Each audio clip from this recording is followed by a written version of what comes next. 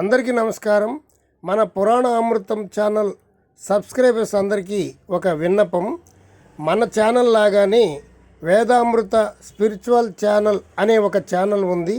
దానిలో అనేక మంది యోగుల చరిత్ర, చిత్ర విచిత్రమైన దేవాలయాల గురించి చాలా వీడియోలు ఉన్నాయి. ముఖ్యంగా తణుకులో నివసించినటువంటి సుధీంద్రబాబు గారు అని కొన్ని వేల సంవత్సరాలు వయసు కలిగిన యోగి గురించి అనేక వీడియోలు ఆ ఛానల్లో ఉన్నాయి. మీరు ఆ ఛానల్ వీడియోలు కూడా చూడగలరని ఆశిస్తున్నాను.